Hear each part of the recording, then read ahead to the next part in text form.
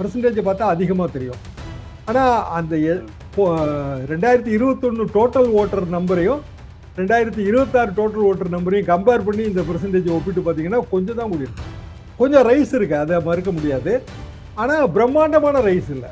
ஒரு 1,00,000 ஓட்டு இருக்குது அப்படின்னு வச்சுக்கிட்டிங்கன்னா 1,00,000 ஓட்டுக்கு 20% என்பது 20,000 ஓட்டு.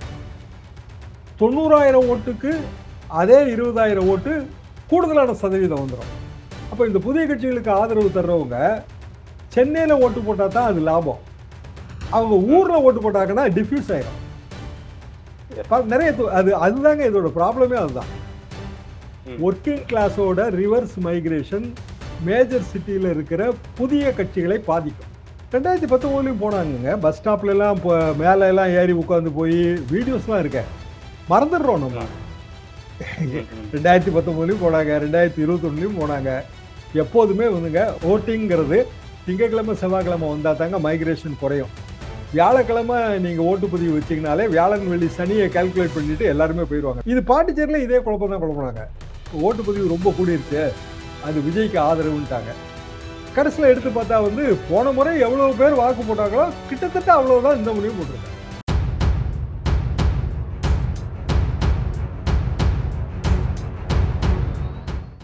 பேரலைகளுக்கு வணக்கம். இன்றைய நேர்காணலில் மூத்த பத்திரிகையாளர், அரசியல் திறனாய்வாளர் திரு தராசி ஷாம் அவர்கள் இணைந்திருக்கிறார். அவரோடு பேசலாம். வணக்கம் சார். வணக்கம், எப்படி இருக்கீங்க? நல்லா இருக்கேன் சார். நல்லா இருக்கீங்களா சார்? நல்லா இருக்கேன். ஓட்டு போட்டாச்சா? ஓட்டு போட்டாச்சு சார். நீங்க போட்டீங்களா சார்? நான் காலையில 7:30 மணி அந்த ரேஞ்சிலே பூத்து பக்கத்துல தான். இது கொஞ்சம் ஹைஃபை ஏரியா. அப்படியே கொஞ்சம் ஃப்ரெண்ட்ஸோடய போய் போட்டுறது. அண்ணா நகர் தொகுதி. எனக்கு நானும் நான் சொந்த ஊருக்கே வந்திருக்கேன் சார். 8 மணிக்கு போனேன், ஃப்ரீயா தான் இருந்தது, போட்டு வந்தேன் சார். எங்களுக்கு 7:30 மணி எங்க பூத்துல பார்க்கும்போது ஒரு 9 மணி அளவுல ஒரு 300 ஓட்டு பதிவா இருந்துச்சு சார்.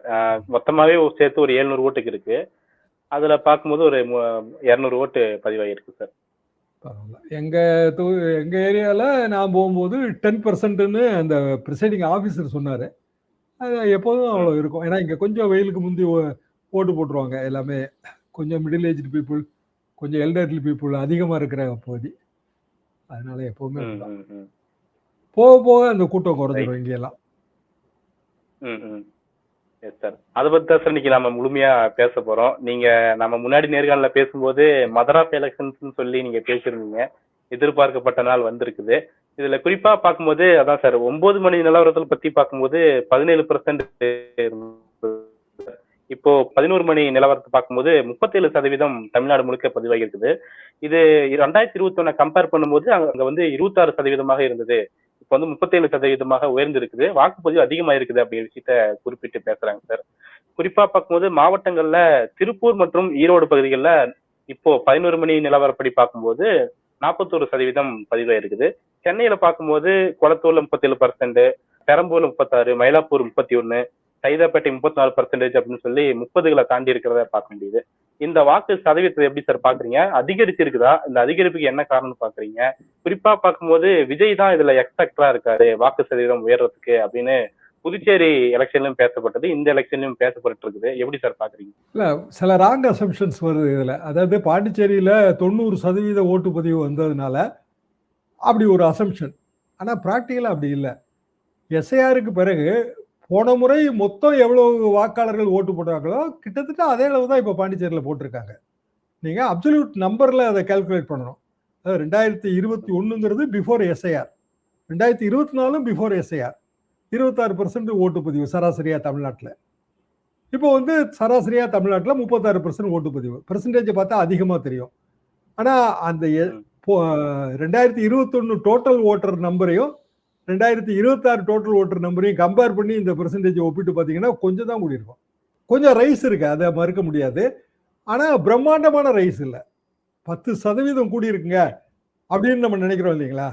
இப்போ 5.5 கோடி வாக்காளர்கள்னா 5.25 கோடி வாக்காளர்கள்னா 10%, 57 லட்சம் அப்சல்யூட் நம்பர் கூடணும் இல்லையா? ஆனால் பெர்சன்டேஜ் எப்படி நம்ம பார்க்குறோம்? டோட்டல் ஓட்டர் நம்பர், அதில் எத்தனை பேர் ஓட்டு போட்டாங்க, அதான் பெர்சன்டேஜ். இப்போ டோட்டல் ஓட்டர் நம்பர் 2021 கூட அதிகம், 24 அதிகம். ஏன்னா எஸ்ஏஆருக்கு முந்தியது.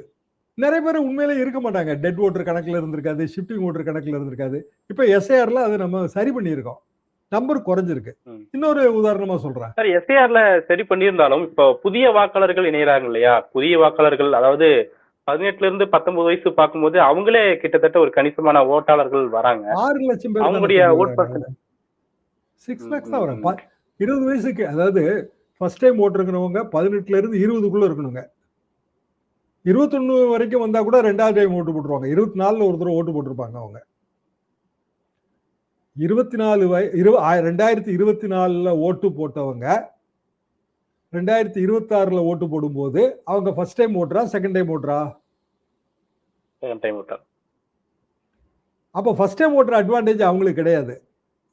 இன்னொரு பெரிய ப்ராப்ளம் இதுல என்ன அப்படின்னா 2024ல அவங்க யாருக்கு ஓட்டு போட்டாங்கன்னு வேற நமக்கு தெரியாது. ம், ம். பெரும்பாலும் ஓட்டிங் பேட்டர்ன் ட்ரெடிஷனல் பார்ட்டிஸ் திமுக, அதிமுக, நியூ என்ட்ரண்ட் நாம் தமிழர், விஜய். இந்த நியூ என்ட்ரண்ட் லிஸ்ட்ல இந்தியாவுக்கு ஓல்டு பார்ட்டியில ஒன்று பிஜேபி. ஆனா தமிழ்நாட்டுக்கு அதுவும் நியூ என்ட்ரண்ட் லிஸ்ட் தான். என்ன காரணம்னா அது அண்ணாமலைக்கு பிறகு உருவான ஒரு ஓட் பேங்க். அப்போ அந்த ஓட்டு வங்கி கூட இப்போ மாறி இருக்கும். அதிமுகவோட கூட்டணி சேர்ந்ததெல்லாம் அவங்களுக்கு பிடிக்காமலும் இருக்கலாம், நமக்கு தெரியாது. அப்ப அவங்க சீமானுக்கும் போடலாம், என்டிகேக்கும் போடலாம். இப்ப நம்ம கணக்கை எப்படி எடுத்து பார்க்கணும்னா அப்சல்யூட் நம்பர் கணக்கு தான். ஒரு 1 லட்சம் ஓட்டு இருக்கு அப்படின்னு வச்சுக்கிட்டீங்கன்னா 1 லட்சம் ஓட்டுக்கு 20% என்பது 20,000 ஓட்டு. 90,000 ஓட்டுக்கு அதே 20,000 ஓட்டு கூடுதலான சதவீதம் வந்துடும். நான் சொல்றது உங்களுக்கு இதை கன்வே ஆகுதுல்ல? அதாவது ஒரு 1 லட்சம் ஓட்டுங்க, 1 லட்சம் ஓட்டுக்கு 20%, 20%னா 20,000 ஓட்டு. இப்ப 90,000 ஓட்டு தான் இருக்கு. 90,000 ஓட்டுக்கு அதே 20,000 ஓட்டு கூடுதல் சதவீதம் வரும். அதனால இது அப்படி நம்ம கம்பேர் பண்ண முடியாது. அப்சல்யூட் நம்பர்ல ஓட்டு எடுத்து பாத்தீங்கன்னா பாண்டிச்சேரியில 2024ல ஓட்டு போட்ட அதே அளவு வாக்காளர்கள் எண்ணிக்கை தான் 90%லயே அதான் வருது. ஸோ அது ஒரு உள்ள நிலைமையே பிரதிபலிக்காது. இன்னொரு பெரிய சிக்கல் இதுல என்ன அப்படின்னா நகர்ப்புறங்கள்ல இருந்து வெளியில போறவங்க இப்போ காலையில இருந்து என்ன ஓடிட்டு இருக்குனாங்க, காலையில இருந்து இல்லை, நேற்று நைட்ல இருந்து பஸ் ப்ராப்ளம், ஹெவி ப்ராப்ளங்க. நம்மளோட புறநகர் பகுதியில் இருக்கிற பஸ் ஸ்டாண்ட்ல இருந்து பிற மாவட்டங்களுக்கு போனவங்க பெரும்பாலும் டிராபிக் ஜாம்ல சிக்கியிருக்காங்க. விஜயே அதனாலதான் 2 மணி நேரம் ஓட்டுப்பதிவை எக்ஸ்டெண்ட் பண்ணணும்னு கேட்கிறாரு. அவங்க யாருன்னா பிற மாவட்டங்கள்ல இருந்து சென்னை மாதிரியான நகரங்களுக்கு பணி நிமித்தமா வந்தவங்க. அவங்க ஊருக்கு திரும்புறாங்க, ஓட்டு போட நேட்டிவ்க்கு போறாங்க. அது தமிழ்நாட்டுல நேட்டிவ்ல ஓட்டு வச்சிருப்பாங்க. ஊருக்கு போக திரும்பும் போது அவங்க அந்த அளவுக்கு பஸ் பிளானிங் அவ்வளவு பத்த முடியாதுங்க. ஏன்னா பல்லாயிரக்கணக்கான தீபாவளி அன்னைக்கு ஊருக்கு போற கதை. இப்போ இதுல விழுப்புரம் அந்த பக்கம் இருக்கிறவங்க, அதாவது மத்திய மாவட்டங்கள்ல இருக்கிறவங்க போய் சேர்ந்துருவாங்க, ஓட்டு போட்டுருவாங்க கண்டிப்பா. தென் மாவட்டங்கள்ல கன்னியாகுமரி மாதிரியான மாவட்டங்கள்ல அவங்க ஓட்டு போட முடியுமானே எனக்கெல்லாம் சந்தேகம் இருக்கு. ப்ராபபிலி தேர்தல் ஆணையம் ஏதாவது நடவடிக்கை எடுத்தா தான் உண்டு. அப்போ ரிவர்ஸ் மைக்ரேஷன், டெம்பரரி மைக்ரேஷன் வருது. இது சென்னையில எப்படி பாதிக்கும் அப்படின்னா வேலை பார்க்குறவங்க, பெரும்பாலும் ஐடியில் வேலை பார்க்குறவங்க, இல்லை வேற ஏதாவது நிறுவனங்களில் வேலை பார்க்குறவங்க, 25 வயசு 30 வயசு 3வது டைம் ஓட்டு போடுவாங்க, இல்லை 2வது டைம் ஓட்டு போடுவாங்க, 4வது டைம் கூட ஓட்டு போடுவாங்க. அவங்க புதிய கட்சிகளுக்கு ஆதரவு தருவாங்க எப்போதுமே, பிஜேபி உட்பட தான் நான் சொல்றேன். அடுக்குமாடி குடியிருப்புகளில் பிஜேபியோட ஓட்டு கூடி இருக்கு. அப்போ இந்த புதிய கட்சிகளுக்கு ஆதரவு தர்றவங்க சென்னையில ஓட்டு போட்டா தான் அது லாபம். அவங்க ஊர்ல ஓட்டு போட்டாங்கன்னா டிஃப்யூஸ் ஆயிரும். நிறைய அதுதாங்க இதோட ப்ராப்ளமே. அதுதான் ஒர்க்கிங் கிளாஸோட ரிவர்ஸ் மைக்ரேஷன் மேஜர் சிட்டியில இருக்கிற புதிய கட்சிகளை பாதிக்கும். அந்த மைக்ரேஷன் பத்தி புரிஞ்சிக்க முடியுது சார். ஆனா இப்போ நிறைய பேர் பதிவு பண்றது என்னன்னா, இப்படி கூட்டமாக ஒரு எலெக்ஷனுக்கு வெளியேறுவதை நம்ம இப்பதான் முதல் முறையா பாக்குறோம் அப்படிங்கிற விஷயத்த பதிவு பண்றாங்க. இதுல ஒரு பக்கம் பார்க்கும்போது போக்குவரத்து நெரிசல், போக்குவரத்தை முறையா செயல்படுத்தினாங்களா அப்படிங்கிற ஒரு விஷயம் பார்க்கும்போது, இன்னொரு பக்கம் மக்கள் மத்தியில இயல்பாவே அந்த ஆர்வம் அதிகரிச்சிருக்குது அப்படிங்கிற விஷயத்தையும் பேசுறாங்களா? அதை எப்படி நம்ம புரிஞ்சுக்கலாம்? 2019லயும் போனாங்க, பஸ் ஸ்டாப்ல எல்லாம் மேல எல்லாம் ஏறி உட்கார்ந்து போய் வீடியோஸ் எல்லாம் இருக்க மறந்துடுறோம் நம்ம. ம், ம். 2019லயும் போனாங்க, 2021லயும் போனாங்க. எப்போதுமே வந்துங்க ஓட்டிங்கிறது திங்கட்கிழமை, செவ்வாய்க்கிழமை வந்தா தாங்க மைக்ரேஷன் குறையும். வியாழக்கிழமை நீங்க ஓட்டுப்பதிவு வச்சீங்கனாலே வியாழன், வெள்ளி, சனியை கால்குலேட் பண்ணிட்டு எல்லாருமே போயிருவாங்க. வியாழக்கிழமை லீவு, வெள்ளி, கண்டிப்பா. சனி. ம். வெள்ளிக்கிழமை மட்டும் லீவ் எடுத்தா அவங்க வந்து திங்கட்கிழமை தான் இனிமேல் திரும்புவாங்க. நீங்க அடுத்த டிராபிக் ஜாம் எப்போ சென்னையில எதிர்பார்க்கலாம் அப்படின்னா வந்து திங்கட்கிழமை காலையில, அதாவது ஞாயிற்றுக்கிழமை நைட்ல இருந்து.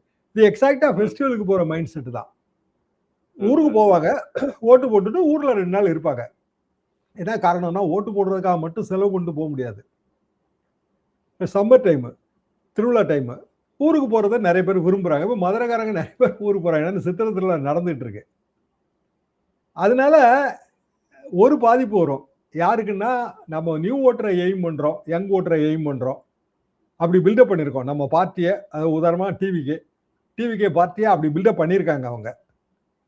அந்த ஓட்டர் வந்து மைக்ரண்ட் ஓட்டராக ஐடில வேலை பார்க்குறவன், பிற நிறுவனங்கள்ல வேலை பார்க்குறவங்க, வெளியூர்ல இருந்து இங்க சென்னைக்கு வந்து பணி நிமித்தமா வந்தவங்க.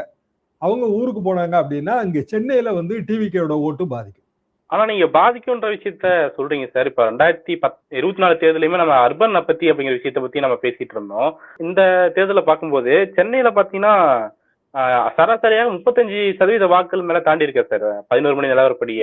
அப்படி எவ்வளவு பார்க்கும்போது 2024ல சென்னை எவ்வளவு? ஆ, நீங்க திருப்பி திருப்பி நம்ம வந்து பெர்சன்டேஜ் பேசுறோம். ம், ம். ஒரு அதாவது வின்னிங்க்கு வந்து 30,000 ஓட்டு முக்கியமா, 25% முக்கியமா? ரைட். அப்சல்யூட் நம்பர்ல பாருங்க. 2024ல 28% போலா இருந்தால், இல்ல 26% போலா இருந்தா, 2024 வாக்காளர் பட்டியலின் எண்ணிக்கையின்படி அது எத்தனை ஓட்டு? 2026 வாக்காளர் பட்டியலின் எண்ணிக்கையின்படி அது எத்தனை ஓட்டுன்னு பாத்தீங்கன்னா கொஞ்சம் தான் வருது டிஃபரன்ஸ். இது பாண்டிச்சேரியில இதே குழப்பம் தான் குழப்பினாங்க. ஓட்டுப்பதிவு ரொம்ப கூடிருச்சு, அது விஜய்க்கு ஆதரவுன்ட்டாங்க. கடைசியில எடுத்து ம். பார்த்தா வந்து போன முறை எவ்வளவு பேர் வாக்கு போட்டாங்களோ கிட்டத்தட்ட அவ்வளவுதான் இந்த முறையும் போட்டிருக்காங்க. ரைட். ஓகே. அப்சல்யூட் நம்பர் தானங்க முக்கியம். பெர்சன்டேஜ் கலைஞர் என்ன தெரியுமா சொல்லுவாரு? தோத்தவன் சொன்னா சதவீத கணக்கு, ஜெயிச்சவன் சொன்னா சீட்டு கணக்கு. அவர் ம். சொல்லுவாரு. சதவீத கணக்கு யாரு பேசுவானோ தோக்கிறவன் தான் பேசுவான். ஏன்னா ஒரு ஓட்டு அதிகமா இருந்தாலும் சீட்டு போயிருது. First past post system. 100 ஓட்டுல நீங்க 41 ஓட்டு வாங்குறீங்க, 40 ஓட்டு இன்னொருத்தன் வாங்குறான், 41 ஓட்டு வாங்குறேன், நீங்க ஜெயிச்சிடுறீங்க. இப்ப நான் 40 ஓட்டு வாங்கினேங்க அப்படின்னு சொல்றதுல அது பயன் இல்ல. ம். நீங்க எந்த தொகுதியில எம்எல்ஏவா இருக்கீங்கிறது தான் கேள்வி. இல்லங்க நான் வந்து எம்எல்ஏ பதவிக்கு போட்டி போட்டேன். 40 ஓட்டு கிடைச்சது.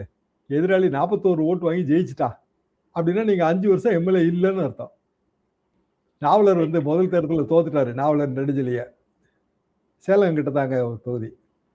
அவர் மட்டும் வெளியில வந்து அதை வெற்றிகரமா எப்படி சொன்னாருன்னா, நான் வெற்றி வாய்ப்பை இழந்தேன் தம்பி அப்படின்னாரு.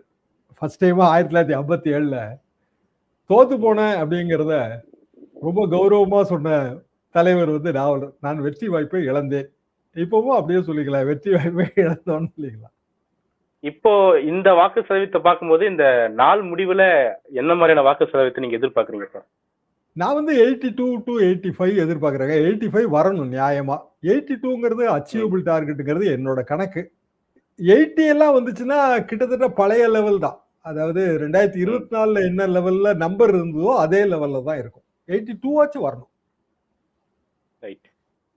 Okay sir. இப்போ தொடர்ச்சியா பேசக்கூடிய விஷயம் இளைஞர்கள் மத்தியில தாவேக்காவுடைய ஆதரவு அதிகமா இருக்குது அப்படின்ற விஷயம். ஆனா வாக்காளர்கள் பட்டியலை எடுத்து பார்க்கும்போது 40ல இருந்து 50 வயதுடையவர்கள் தான் அதிக வாக்காளர்களா இருக்கிறாங்க. நீங்க சொன்னது போல இப்ப ஃபர்ஸ்ட் டைம் ஓட்டர்ஸ் வந்து 6 லட்சம் பேர் இருக்கிறாங்க. 20ல இருந்து 35 வரைக்குமே அதை விட கம்மியா தான் இருக்கிறாங்க அப்படின்னு பார்க்கும்போது இதுல டிசைடிங் ஃபேக்டர் யாரா இருப்பாங்கன்னு பாக்குறீங்க சார்? டிசைடிங் ஃபேக்டர் எப்போதுமே பார்ட்டியோட ஸ்ட்ரென்த் தாங்க. ம், ம். தனிநபர் கவர்ச்சி எப்போதுமே கிடையாதுங்க. பார்ட்டிக்கு என்ன ஸ்ட்ரென்த்? பார்ட்டியோட ஸ்ட்ரென்த் எதுல அசஸ் பண்றீங்க அப்படின்னா பூத்துல தான் நீங்க அசஸ் பண்ண முடியும். பூத் லெவல்ல நம்ம கட்டமைப்பு வச்சிருக்கோமா? பூத் லெவல்ல இன்னார் நமக்கு ஓட்டு போடுவாங்கன்னு கணக்கு இருக்கா? ஒரு சின்ன கேள்வி கேட்கிறேன். பணம் கொடுக்குறாங்கன்னு பேச்சு வருது இல்ல? தொகுதியில் இருக்க எல்லா வாக்காளர்களுக்கும் பணம் கொடுக்குறாங்களா? இல்ல கொஞ்சம் பேருக்கு பணம் கொடுக்குறாங்களா? கொஞ்சம் பேருக்கு. ஏன்? ஏன்னா அவன் தான் கன்ஃபர்மேஷன் நம்ம ஓட்டு. ஓட்டு ஏன்னா அவன் தான் நம்ம ஓட்டு கன்ஃபர்மேஷன் ஓட்டு தான். சரி, இதுல வந்து ஹைஃபைக்கு கொடுக்க மாட்டாங்க பணம். அப்புறம் பணக்கார ஏரியாவுக்கு பணம் கொடுக்க மாட்டாங்க. கொஞ்சம் லோயர் லெவல் ஏரியாவுக்கு தான் பணம் கொடுப்பாங்க. இந்த லோயர் லெவல் ஏரியால யாரு நமக்கு ஓட்டு போடுவாங்கங்கிறது கட்சிக்காரனுக்கு தெரியும்ல. பூத்துல இருக்க ஏஜென்ட்டுக்கு, ம். பூத் லெவல் ஒர்க்கருக்கு தெரியும்ல. அங்கதான் பணம் கொடுப்பாங்க. எல்லாருக்கும் எப்போதுமே கொடுக்கறது இல்லைங்க. அப்போ நமக்கு இன்னார் தான் ஓட்டு போடுவாங்கிற கணக்கு எஸ்டாப்ளிஷ்டு பார்ட்டிஸ் கையில எப்போதுமே இருக்கு. எஸ்ஐஆருக்கு பிறகு அந்த லிஸ்ட் திமுக அதிகமா இருக்கு. ரைட். ஓகே. புரியுது சார். ஆனா இப்போ நீங்க சொல்றபடி பார்க்கும்போது யாரு நமக்காக ஓட்டு போடுவாங்களோ அவங்களுக்கு காசு கொடுப்பாங்கன்ற விதிய கட்சிகள் பயன்படுத்துறாங்க அப்படின்னு பார்க்கும்போது, அப்போ அங்க வந்து காசுக்காக தான் மக்கள் ஓட்டு போடுகிறார்கள் அப்படிங்கிற ஃபேக்டர் உடைஞ்சு போறது இல்லையா? அது எப்படி பாக்குறீங்க? இல்ல, அதாவது பல நேரங்கள்ல காசு வாங்கிட்டு கூட மக்கள் இஷ்டத்துக்கு ஓட்டு போடுவாங்க. அது பாயிண்ட் இல்ல. நம்ம எப்படி யோசிக்கிறாங்க கட்சிக்காரங்க அப்படின்னா, 1000 ஓட்டு இப்போ வாக்கு சாவடி முகவர் பயிற்சி முகாம் தமிழ்நாட்டிலே அதிகமாக நடத்தின கட்சி எது? திமுக தான். எவ்வளவு முகாம்கள் நடத்திட்டு இருந்தாங்க. ஏன் பயிற்சி கொடுக்குறாங்க? என்ன பயிற்சி? ஓட்டரை ஐடென்டிஃபை பண்ணுங்கிற பயிற்சி. எஸ்ஐஆர் வந்த பிறகு அதை அவங்க பயன்படுத்திக்கிட்டாங்க. பயன்படுத்தி எல்லா பூத்துலையும் எஸ்ஐஆர்ல ஃபார்ம் ஃபில்அப் பண்ண முடியாதவங்க, போட்டோ ஓட்ட முடியாதவங்க, 2002 எஸ்ஐஆர்ல இருந்து ஃபிகர் எடுக்க முடியாதவங்க எல்லாருக்கும் அவங்க தான் ஹெல்ப் பண்ணாங்க. எல்லாருமே டேப் எல்லாம் கையில வச்சிருந்தாங்க. நான் கண்ணாலே பார்த்தேன். அவங்க தான் ஹெல்ப் பண்ணாங்க. அதுக்கடுத்து ஓரளவு தமிழ்நாடு ஒண்ணு பண்ணாங்க. இல்ல, அது போகங்க ஒரு வாக்காளனுக்கும் பூத் லெவல்ல இருக்கிறவனுக்குமான தொடர்பு வந்து ரொம்ப முக்கியம். தேர்தலுக்கு ஜஸ்ட் முன்னாடி ஒரு 3 மாசத்துக்கு முன்னாடி அப்படியான தொடர்பை வலுப்படுத்திட்டாங்க. காரணம் வந்து அவங்க இந்த ஒர்க்ல ஈடுபட்டதுனால. அப்போ துல்லியமா வந்து இன்னாரும் நமக்கு ஓட்டு போடுவாங்கன்னு அவங்களுக்கு தெரியும். அதாவது இவங்க ஹெல்ப் பண்ண எல்லாரும் இவங்களுக்கு ஓட்டு போட மாட்டாங்க. ஆனா ஹெல்ப் பண்ணவங்கள எத்தனை சதவீதம் நமக்கு ஓட்டு போடுவாங்கன்னு அவங்களுக்கு லிஸ்ட் இருக்கு. பக்கா லிஸ்ட்டுங்க. அந்த லிஸ்ட் அட்வான்டேஜ் டிவிகேக்கு இல்ல. என்ன காரணம்னா அவங்ககிட்ட அப்படியான அமைப்பு இல்ல. புது பார்ட்டி. அவங்ககிட்ட இருக்கிறது எந்தூசியாசம் மட்டும், உற்சாகம் மட்டும். உற்சாகம் மட்டுமே வந்து வெற்றி தோல்விக்கெல்லாம் உதவாதுங்க. 52ல திமுக தேர்தல்ல நிக்கல. 57ல ஃபர்ஸ்ட் தேர்தல் நிக்குது. 62ல தேர்தல்ல நிக்கும் போது நாங்கெல்லாம் ரொம்ப சின்ன பையங்களா ஒர்க் பண்ண ஆரம்பிச்சிட்டோம். அதான் எம்ஜிஆர் இதே மாதிரி தான், விஜய் மாதிரி எம்ஜிஆர் 50 சீட் தான் ஜெயிக்க முடிஞ்சது. கண்டினியூஸா வந்து காங்கிரஸ் ஆட்சி தான். 52ல ஆரம்பிச்சு 57 காங்கிரஸ் ஆட்சி தான், 62 காங்கிரஸ் ஆட்சி தான். ஆனா 62ல இருந்து 67 வரைக்கும் பார்ட்டியை வந்து அவங்க கட்டமைச்சாங்க. தலைவர்கள், 2ஆம் கட்ட தலைவர்கள், பேரூர் தலைவர்கள், உள்ளூர் தலைவர்கள், கிராம தலைவர்கள் பார்ட்டியை கட்டமைச்சிட்டாங்க. கட்டமைக்கும் போது அடுத்த தேர்தல் அட்வான்டேஜ் 67 தேர்தல் அட்வான்டேஜ் வெறும் யூத் எந்தூசியாசம் இல்ல. நிறைய பேர் அதை தவறா நினைக்கிறாங்க. 67ல பெரிய மாபெரும் உதாரணம். காரணம் வந்து இளைஞர் சக்தி வந்து பெரிய அளவுக்கு திரண்டு திமுகவுக்கு ஓட்டு போட்டுச்சு அப்படி இல்ல. பார்ட்டி வந்து பெரிய அளவுக்கு கட்டமைக்கப்பட்டது. அப்படி இல்லைன்னா திமுகவோட டாமினேஷனை ராஜாஜி எப்படி ஒத்துக்கிட்டு இருப்பாரு? திமுக கூட்டணியில ராஜாஜி, மாப்போசி எல்லாம் சீனியர் லீடர்ஸ். திமுக மிக அதிக சீட்ல நிக்குது. அத வந்து மூத்த தலைவர்கள் எப்படி ஒத்துக்கிட்டு அண்ணாவோட கூட்டணி சேர்ந்திருப்பாங்க? பார்ட்டி நல்ல கட்டமைஞ்சிருச்சு, அவங்களோட கூட்டணி சேர்ந்தா தான் நமக்கு ஏதாவது கிடைக்குங்கிற அந்த கால்குலேஷன் தானே அதுல. அப்போ வெறும் இளைஞர் சக்தி வந்து 67ல திமுக வெற்றிக்கு காரணமா, இல்ல நன்கு கட்டமைக்கப்பட்ட அடிமட்ட பார்ட்டி ஸ்ட்ரக்சர் காரணமா? அடிமட்ட பார்ட்டி ஸ்ட்ரக்சர் இருந்தா தாங்க ஜெயிக்க முடியும். அதுக்காக அப்போ வந்து கவர்ச்சியான தலைவர்கள் இல்லைன்னு நீங்க சொல்ல முடியாது. SSR, எம்ஜிஆர் எவ்வளவு பேர் ஸ்டார்ஸ் இருந்தாங்க.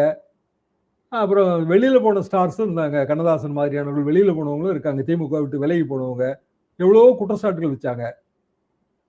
அவர் கண்ணதாசன்லாம் வெளியில போய் நிறைய குற்றச்சாட்டுங்க. சம்பத்தெல்லாம் வெளியில போய் பெரியாரோட பேரங்க வெளியில போய் ஏராளமான குற்றச்சாட்டுகளை வச்சாரு. அண்ணாவே சமாதானப்படுத்துறதுக்கு சம்பத் உண்ணாவிரதம் இருந்த பந்தலுக்கெல்லாம் போனாரு. சம்பத் முடியான்ட்டாரு. அண்ணாட்ட வெளியில நிருபர்கள் கேட்கும்போது, என் காதில் ஒரு வைர கடுக்கன் அணிந்திருந்தேன், காது புண்ணாகி விட்டது தம்பி, அதனால் கடுக்கனை கலற்றி வைத்திருக்கிறேன், மீண்டும் புண் சரியானதும் கடுக்கன் காதுக்கு வரும்னாரு. கடுக்கன் வரல, கடுக்கன் காங்கிரஸ் கட்சிக்கு போயிருச்சு. அதாவது சமத்காரமா தலைவர்கள் பேசி அந்த நேரத்தில் இந்த பிரச்சனையை சமாளிச்சிட்டாங்களே தவிர, விளைவு வந்து சம்பத்தும் கண்ணதாசனும் திமுகவுக்கு எதிராக வந்து அவங்க பிரச்சாரம் பண்ணாங்க. திமுகவோட குரு பெரியார். பெரியார் காங்கிரஸ்க்கு ஆதரவு அப்போ 67. நீங்க அந்த அந்த வரலாறுகளை அப்படி பாருங்க. சரி, திராவிட இயக்கத்துல இருந்து வர்றோம். திராவிட இயக்கத்தோட பிதாமகர் யார்? தந்தை பெரியார். தந்தை பெரியார் யாருக்கு ஆதரவா இருந்தாரு 67 வரைக்கும்? காங்கிரஸ் கட்சிக்கு. காங்கிரஸ் கட்சிக்கு ஆதரவா தந்தை பெரியார் இருக்கும்போது 67ல பார்ட்டி ஜெயிக்குதுன்னா அது வெறும் இளைஞர் சக்தினால மட்டுமா? இளைஞர் சக்தி இருந்துச்சுங்க, இருந்துச்சு. ஆனா வந்து கட்டமைப்பு, பார்ட்டியோட கட்டமைப்பு தான் வெற்றி காரணம். இப்போ நீங்க சொல்றதுபடி பார்க்கும்போது சார், இப்போ ஓட்டு போட்டுட்டு வரும்போது வாக்குச்சாவடி சுத்தி பார்க்கும்போது வாக்குச்சாவடி முகவர்களா தாவேக்கால பார்க்கும்போது இளைஞர்கள் உட்கார்ந்துட்டு இருக்கிறத பார்க்க முடியுது.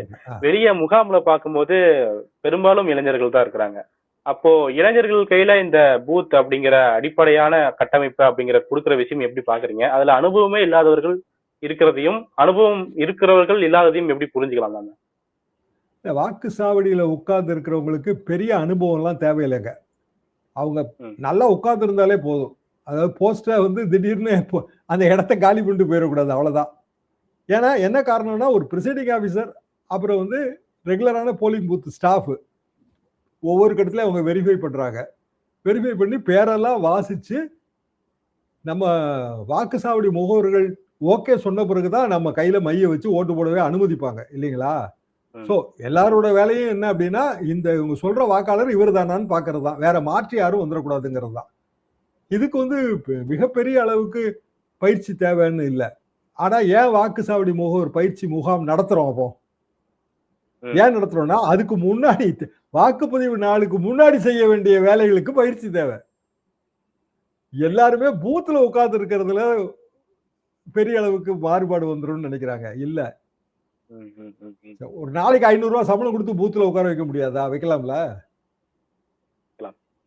அதுல என்ன ரிசல்ட் வரும்? ஒரு ரிசல்ட் வராதுங்க. நீங்க டிக்கு தான் அடிச்சுட்டு இருப்பீங்க வாக்காளர் பட்டியல்ல.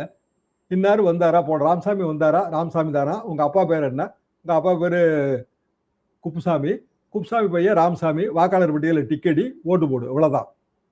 ஆனா ராமசாமியும் குப்புசாமியும் ஐடென்டிஃபை பண்ண வேண்டிய வேலைகள் எல்லாமே வாக்குப்பதிவுக்கு முந்தி நடக்க வேண்டிய வேலை. கண்டிப்பா. இவன் என்ன பண்ணுவான், நல்ல எக்ஸ்பீரியன்ஸ்டு கட்சிக்காரன் உள்ள உட்காந்துருக்கவன் சைட்ல வந்து ஒரு மார்க் வச்சிருவான். இப்ப நம்ம வந்து ஓட்டு போடுறோம், நம்ம பேரு வாசிச்சாச்சு, இவன் டிக்கெட் அடிக்கும் போது இவன் நமக்குத்தான் ஓட்டு போட்டிருப்பான் அப்படின்னு ஒரு புள்ளி வச்சிருவான். சந்தேக கேஸ் இருக்கும், அதுக்கும் ஒரு புள்ளி வச்சிருவான். நீங்க பாத்தீங்கன்னா இந்த கிட்டத்தட்ட ஒரு 900 1000 ஓட்டு கொண்ட பூத்ல கடைசியில எல்லாமே முடியும் போது, வாக்குப்பதிவே முடியும் போது ஓரளவுக்கு 90% வந்து இந்த எக்ஸ்பீரியன்ஸ்டு பூத் ஏஜென்ட் நமக்கு இவ்வளவு ஓட்டு தான் சார் விழுந்திருக்கும்னு சொல்லிடுவான். அப்படியே ஆச்சரியமா இருக்கும். அது வாக்குப்பதிவு முடிஞ்ச பிறகு நீங்க உங்க பூத்துல இருந்த கட்சிக்காரங்கள்ட்ட கேட்டு பாருங்க. அப்ப தாவேகாவால அதை சொல்ல முடியுமாங்கிறதா கேள்வி. அவ்வளவுதான். ரொம்ப அதிமுக சொல்லிடும், திமுக சொல்லிடும். தாவேகா என்னன்னா டிக்கெட்ஸ்டே வருவாங்க, இவ்வளவு பேர் ஓட்டு போட்டாங்க, இதுல வந்து 18 வயசுல இருந்து 30 வயசு வரைக்கும் உள்ளவங்க இவ்வளவு பேர், இவங்க எல்லாரும் நமக்கு தான் ஓட்டு போட்டிருப்பாங்க, அப்படிதான் நினைப்பாங்க. இதை தாண்டி வேற என்ன அசம்ஷன் இருக்கு அவங்களுக்கு? நீங்க சொல்லுங்களேன். எதுவுமே இல்லை சார். நீங்க தாவேகா ஏஜென்டா உட்கார்ந்தாச்சுங்க, பூத்துல உட்காந்துட்டீங்க, நான் வந்து ஓட்டு போடுறேன், என் வயசு 25 26, ஓட்டு போட்டாச்சு, ரைட், இவர் நமக்கு தான் ஓட்டு போட்டிருப்பாரு, அவ்வளவுதான் உங்க அசம்ஷன். ஆனா அது 50% நடக்கலாம், 50% நடக்காம போகலாம். திமுக கார அசம்ஷன் அப்படி இல்லை. இவன் நம்ம ஓட்டுரு, இல்ல ரொம்ப கொஞ்சம் சமுதாயத்துல ரொம்ப வறுமை நிலையில் இருக்க ஓட்டுருன்னா இவன் நம்ம ஓட்டுரு, ஏன்னா இவனுக்கு நம்ம 1000 ரூபாய் கொடுத்துருக்கோம் அப்படியும் கணக்கு பண்ணுவாங்க. பெரும்பாலும் இதை நீங்க பார்க்கலாம். அப்படின்னா அல்டிமேட்டா என்ன வரும்? ஃபேக்டர் வந்த பின்னாடி சார் இவங்க யாருக்கு ஓட்டு போடுவாங்க அப்படிங்கிற குழப்பத்தை வந்து ஃபேக்டரே இல்லைங்க. அதே நிறைய பேர் எடுத்துக்கவே மாட்டேன்றாங்க. விஜய் பாப்புலர், அவர் ஃபேக்டரா? பொலிட்டிக்கல் ஃபேக்டரா? அது எப்படி பொலிட்டிக்கல் ஃபேக்டர் எல்லாரும்? இல்லங்க. சரி, பாப்புலாரிட்டி வேறங்க, பொலிட்டிக்கல் ஃபேக்டர்ங்கிறது வேற. பொலிட்டிக்கல் ஃபேக்டர்னா என்னன்னா கட்டமைப்பு கீழே இருக்கணும். கட்சி 2 வருஷத்துக்கு முந்தைய ஆரம்பிச்சார்ல, பார்ட்டி பில்டிங் எஃபர்ட் என்ன பண்ணாரு விஜய்? நீங்க சொல்லுங்களா? ஒண்ணுமே பண்ணலைங்க. மொத்தத்துல ஒரு 10-15 மீட்டிங் போட்டிருப்பாரு, அவ்வளவுதான். சரி, கரூருக்கு முன்னாடி கூட அவர் வாரத்துக்கு ஒரு நாள் தானே வெளியூர் போயிட்டு வந்தாரு. கரூர் சம்பவம் எதிர்பாராத சம்பவங்க. ரைட், அதுல அப்செட் ஆயிட்டாரு. எல்லாம் ஒத்துக்கிறேன். அதுக்கு முன்னாடி நாப்புல நீங்க என்ன பண்ணீங்க? சனிக்கிழமை தானே வந்தீங்க. அப்ப சனிக்கிழமை ஒருத்தன் வந்து ஒரு டிராவல் பண்றதுக்கும், வாரம் பூராவும் ஒரு தலைவர் எடப்பாடி பழனிசாமியும் எடுத்துக்கலாம். வாரம் பூரா டிராவல் பண்ணாரா இல்லையா? இல்ல தங்கமணி வேலுமணி எடுத்துக்கங்க. எந்த ஒரு பொலிட்டீஷியனும் வந்துங்க மக்களை சந்திக்கிறதுக்கு தயங்கவே மாட்டாங்க. அவங்க வாரம் பூரா தோத்தாலும் ஜெயிச்சாலும் அவங்க அடுத்த தடவை ஜெயிச்சிடலாங்கிற நம்பிக்கையிலேயே ஓடுவாங்க. ம். இதுல என்னன்னாங்க, இந்த சினிமா அப்படின்னு வரும்போது ஊடக வெளிச்சம் நிறைய கிடைக்குது. அப்ப அவங்கள ஃபேக்டர்னு நினைக்கிறாங்க. கமல கூட ஃபேக்டர் தாங்க நினைச்சாங்க. Urban factor. ம். இன்னும் சொல்லப்போனா 2000 அவரு முதல்ல தேர்தல் களம் காணும் போதுங்க, நாசரோட மிஸ்ஸஸ் நின்னாங்கன்னு நினைக்கிறேன் எங்க பகுதியில. ம். ம். 1 லட்சம் ஓட்டு கிட்ட வாங்கியிருந்தாங்க பாராளுமன்ற தொகுதி. ரைட். அர்பன் ஃபேக்டருங்க அது. ஆனா நீங்க தமிழ்நாடு ஆவரேஜ் போட்டீங்கன்னா கடைசியில் அது 4% என்னமோ தான் வந்துச்சு மக்கள் நீதி மையம் அப்போ. அப்புறம் அடுத்த வாட்டி அது இன்னும் குறைஞ்சாங்க. ஏன்னா கான்ஸ்டியூன்சியும் குறைச்சலா தான் போட்டி போட்டாங்க, குறைஞ்சாங்க. அப்படின்னா விஜய் மாதிரியான ஒரு பாப்புலாரிட்டி உள்ளவர் அவர் வந்து அர்பன் ஏரியால யூத் எல்லாம் ரொம்ப பெரிய அளவுக்கு அட்ராக்ட் பண்ணிட்டாரு. இளைஞர் சக்தி அவருக்கு பின்னாடி நிக்குது. எல்லா அசம்ஷனையும் நீங்க எடுத்தீங்கன்னா 8% மேல 10% மேல எப்படி ஓட்டு கிடைக்கும்? மொத்தம் எவ்வளவு பேர் இருக்காங்க? 30 வயசு கீழே, 35 வயசு கீழே. அவ்வளவு பேர் உங்களுக்கு ஓட்டு போட மாட்டாங்கல்ல. 1 கோடி பேர் இருக்காங்கன்னு வச்சுக்கோங்க. அந்த ஏஜ் குரூப்ல விஜய்க்கு ஓட்டு போடுற மைண்ட் செட்ல 1 கோடி பேர் இருக்காங்க. சும்மா ஒரு அசம்ஷனுக்காக நான் கேட்கிறேன். 1 கோடி பேர்ல ஒரு 10 லட்சம் 20 லட்சம் பேராவது சீமானுக்கு போட மாட்டாங்களா? ஒரு 10 லட்சம் 20 லட்சம் பேராவது வேற யாருக்காவது போட மாட்டாங்களா? அப்படின்னா உங்களுக்கு கிடைக்கக்கூடிய ஓட்டே 50 லட்சம் தானே கிடைக்கும். 5 கோடி ஓட்டுல 50 லட்சம் எத்தனை சதவீதம்? 8ல இருந்து 12% மேல விஜய்க்கு போறதுக்கு வாய்ப்பு இல்லைங்க. பிராக்டிகல் ரியாலிட்டி அது. அப்படின்னா விஜய் திருச்சியில ஜெயிச்சிருவாரா? நிச்சயமா ஜெயிக்க முடியாது. பெரம்பூர்ல ஜெயிச்சிருவாரா? பெரம்பூர்ல ஜெயிக்கிறதுக்கான வாய்ப்பு என்னன்னா அந்த அர்பன் ஓட் பேங்க்ல வருது அவருக்கு. ஆனா அவரோட ஓட்டரை மைக்ரேட் ஆகி ஊருக்கு போயிருக்கானா இல்லையான்னு நமக்கு தெரியல. அது தெரிய வர்றதுக்கே நமக்கு 2-3 நாள் ஆயிரும். அதாவது அந்த பூத்தை பார்த்தவன்ட்ட நம்ம கேட்கணும். பெரம்பூர்ல பூத் ஏஜென்ட் எல்லா கட்சி சார்பாகவும் உட்கார்ந்துருப்பாங்க. அதுல ஒரு சாம்பிள் சர்வே நம்ம எடுக்கணும். ஏப்பா உங்க பூத்துல எவ்வளவு ஓட்டு திமுக விழுந்திருக்கும், எவ்வளவு ஓட்டு அதிமுக விழுந்திருக்கும்னு எடுத்தா அவன் தெளிவா சொல்லிடுவான். எல்லா பூத் ஏஜென்ட்டையும் கேட்க முடியாதுங்க. சே ஒரு 2% பூத் ஏஜென்ட்டை கேட்டீங்கன்னா உங்களுக்கு தெளிவா தெரிஞ்சிடும். அப்போ நமக்கு விஜயோட ஓட்டர் பெரம்பூர் தொகுதியிலேயே வேலை பார்த்து அங்கேயே வந்து ஓட்டர் ஐடி வாங்கி இருக்கிறவனா, இல்ல வெளியூர்ல இருந்து பெரம்பூர்ல வந்து வேலை நிமித்தமா தங்கி இருக்கிறவனா? இந்த கேள்விக்கு எனக்கு விடையே தெரியல. இது வரைக்கும் நானும் தேடிட்டு தான் இருக்கேன் அந்த கேள்விக்கு விட. எனக்கு ஃபீல்டு இல்ல. அதனால நான் வந்து எல்லாத்தையும் நெட்ல தேடிட்டு இருக்கேன். உங்களுக்கு ஃபீல்டு இருக்கு, நீங்க தேடி பாருங்க. கண்டிப்பா சார். இப்போ இறுதியாக சார், இப்போ இந்த நெரிசல் சம்பந்தப்பட்ட விஷயத்துல பல பேர் சிக்கி தவிக்கிறத பாக்குறோம். இப்ப கன்னியாகுமரி சேர்ந்தவர்கள்லாம் போஸ்ட் போடும்போது 5 மணி வரைக்குமே நாங்க கிளாம்பாக்கத்துல இருக்கோம் அப்படிங்கிற விஷயத்த பாக்குறாங்க. அப்போ கன்னியாகுமரி போனா 12 மணி நேரம் எப்படின்னு டிராவல் பண்ணியே ஆகணும். அப்போ ஓட்டே முடிஞ்சிடும். அப்போ இந்த விஷயத்த அரசு எப்படி கையாண்டிருக்கணும்னு பாக்குறீங்க? ஸ்பெஷல் பஸ் வந்து நேத்து சாயந்தரம் 4 மணில இருந்து அதிகாலை வரைக்குமே 6000 பஸ் வெளியே போயிருக்கு. கிட்டத்தட்ட 3.5 லட்சம் பேரை ஹேண்டில் பண்ணிருக்கு அப்படின்ற விஷயத்த அவங்க சொல்றாங்க. மேலும் இன்னைக்கு மதியம் 1 மணி வரைக்குமே ஸ்பெஷல் பஸ்கள் தொடர்ச்சியா இயக்கப்பட்டுதான் இருக்கு அப்படிங்கிற விஷயத்தையும் சொல்றாங்க. எங்க தவறு நடக்குதுன்னு பாக்குறீங்க? எப்படி புரிஞ்சுக்கலாம்? அந்த இடம் தாங்க அவங்களுக்கு வந்து பணி நிமித்தமா ஆக்குபேஷனல் மைக்ரேஷன் வந்து ரொம்ப அதிகமாயிருச்சோன்னு எனக்கு ஒரு சந்தேகம். அதாவது வியாழக்கிழமை நம்ம வாக்குப்பதிவு நாள் வச்சிருக்கிறதுனால எல்லாமே ஊர்களில் திருவிழா காலமா இப்போ இருக்கிறதுனால சித்திரைக்கு பிறகான திருவிழா, இப்போ மதுரை பக்கம்லாம் கம்ப்ளீட்டா திருவிழா களை கட்டிருச்சுங்க. டோட்டலா நம்மளோட ஓட்டிங் பேட்டர்ன், அதாவது இந்த ஒண்ணே வெயில் காலத்தோட பிரச்சனைங்க.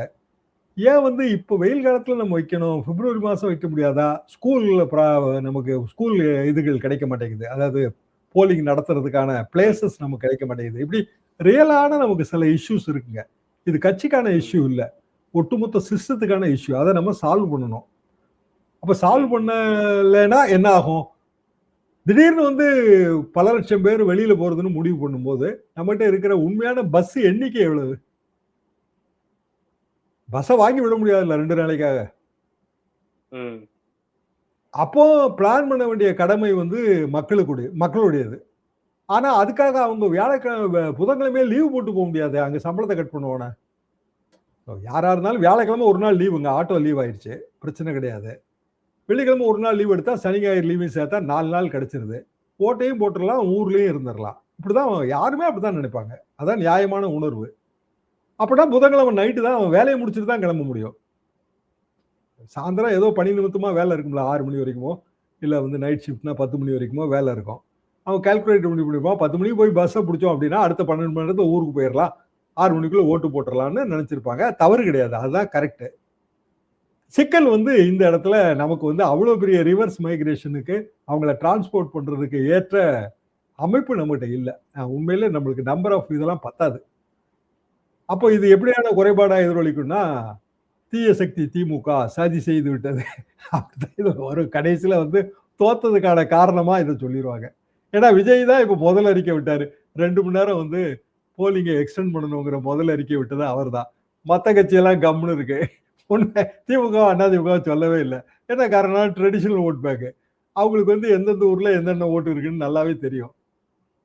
சிட்டியில வேலை பார்க்குறவங்க சிட்டியில இருந்து போய் வெளியூர்ல ஓட்டு போடுவதுக்கு அதிமுக திமுகல பாதிப்பும் இருக்காது, நன்மையும் இருக்காது, ஒன்றும் இருக்காது. அவங்களுக்கு வந்து ரெகுலர் கால்குலேஷன்ல தான் அவங்க ஓடுவாங்க. அது இனி புதிய கட்சிகளுக்கு 2 மணி நேரம் எக்ஸ்ட்ரா டைம் அப்படிங்கிறது சாத்தியம் தானா சார்? அது தெரியல. ஏன்னா இது வரைக்கும் அப்படியான எக்ஸ்ட்ரா டைம் கொடுத்து 6 மணியோட நமக்கு க்ளோஸ் ஆகிற வாக்குப்பதிவுல 6 மணிக்கு பூத்துல நின்னோம்னா டோக்கன் கொடுத்து 8 மணி வரைக்கும் கூட ஓட்டு போடலாம், பிரச்சனை இல்லை. 6 மணி வாக்குப்பதிவை 8 மணியா நம்ம உயர்த்தணும் அப்படின்னா வெஸ்ட் பெங்காலுக்கு சேர்த்து உயர்த்தணும். வெஸ்ட் பெங்கால பிஜேபி குறி வச்சு அடிச்சுக்கிட்டு இருக்கு. நேற்று முன்தினம் வந்து 800 பேர் டிஎம்சி ஒர்க்கர்ஸை 2 நாளா அரெஸ்ட் பண்ணி வைன்னு ஒரு உத்தரவு போட்டாங்க. தேர்தல் ஆணையம் உத்தரவு போட்டுச்சுங்க. 800 பேர் கட்சிக்காரர், அதாவது இப்போ உங்க ஊர்ல தேர்தல் பணியாற்றிட்டு இருக்க முன்னாள் எம்எல்ஏ இல்லைன்னா முன்னாள் ஒன்றிய தலைவர் அவரெல்லாம் தூக்கி உள்ள வையா, 2 நாள் கழிச்சு வெளியில விடணும் அப்படின்னா நீங்க என்ன பண்ணுவீங்க? எல்லாம் ஹைகோர்ட்டுக்கு போய் இப்போ ஹைகோர்ட் வந்து தேர்தல் ஆணையத்தோட உத்தரவை ரத்து பண்ணிருச்சு. அப்படியெல்லாம் நீங்க ஆர்பிட்டரியா கைது செய்ய முடியாது. அப்ப வெஸ்ட் பெங்கால்ல எது மாதிரி இல்லாத பொது மாதிரியான விதியெல்லாம் கொண்டு வராங்க. அப்ப தமிழ்நாட்டிலே கொண்டு வர வேண்டியதானே, 2 மணி நேரம் எக்ஸ்டெண்ட் பண்ண வேண்டியதானே. மக்கள் ஓட்டு அவங்க தானே ஓட்டு போட போறாங்க, வேற எதுக்கு கேட்கறாங்க? 6 மணிக்கு க்ளோஸ் பண்ற ஓட்டை 8 மணிக்கு க்ளோஸ் பண்றதாக ஒரு முடிவு எடுக்கணும், அர்ஜென்ட் முடிவு. தேர்தல் ஆணையம் என்ன சொல்லுது? அதெல்லாம் இல்லை, அது ஆல் இண்டியா டிசிஷனுங்குது. ஆல் இண்டியா டிசிஷன்ல வெஸ்ட் பெங்காலுக்கு மட்டும் தனி டிசிஷன் எடுக்க உங்களுக்கு தெரியுது இல்ல? அப்ப தமிழ்நாட்டுக்கு எடுங்க. ரியல் ப்ராப்ளங்க இது. சரி, ஜனங்க வந்து பஸ் ப்ராப்ளத்துல மாட்டி இருக்காங்கிறது கண்ணுக்கு தெரியுற ப்ராப்ளம். அப்புறம் 2 மணி நேரம் கூடுதலா கொடுத்தா என்ன தவறு இருக்கு? அவன் சொந்த அவன் யாருக்கு விருப்பமோ அவனுக்கு தானே ஓட்டு போட போறான். கட்சிகளை அதை ஆட்சேபிக்கிறதுக்கு வழியே கிடையாதுங்களே. தேர்தல் ஆணையம் அந்த முடிவை எடுக்கணும், அது எடுக்காது. எப்பவுமே பாதகமான முடிவை வேகமா எடுத்துருவாங்க. சாதகமான முடிவை டெல்லியில கேட்டு ஞானேஷ்குமார் வீட்டுக்கு அவரை கதவை தட்டி எழுப்பி அப்புறம் தான் கேட்டு முடிவு எடுப்பாங்க. அப்படி முடிவு எடுத்தா வெஸ்ட் பெங்கால்லயே 2 மணி நேரம் கூட்ட வேண்டியது வந்துருமோ அப்படின்னு யோசிப்பாங்க. பிஜேபி நன்மைக்காகவே யோசிக்கிற ஆணையம் நம்ம வச்சிருக்கோம். ஓகே சார், தொடர்ந்து பேசுவோம் சார். இப்ப நம்ம பேசிட்டு இருக்கிற சமயத்துல 12:30 மணி ஆகுது. சாயந்தரம் 5 மணி 6 மணி ஆகட்டும், அந்த நிலவரத்தை பத்தி பார்ப்போம் சார், எவ்வளவு பர்சன்டேஜ் வாக்கு பதிவாகுதுன்னு. நீங்க 80க்கு மேல சொல்லியிருக்கீங்க, 90க்கு மேல வந்தாலும் சந்தோஷம் தான். வாக்குப்பதிவு கூட்டுறதை நம்ம வரவேற்கணும் இல்லையா? நம்ம வந்து ஒரு பத்திரிகையாளனா வாக்கு 100% வரணுங்கிறதானங்க யாரோட எதிர்பார்ப்பாவும் இருக்க முடியும். கண்டிப்பா வர வேண்டும் அப்படிங்கிறத நம்முடைய ஆசை. பொறுத்திருந்து பார்க்கலாம் சார். நிறைய விஷயங்களை பகிர்ந்தீங்க. மிக்க நன்றி சார்.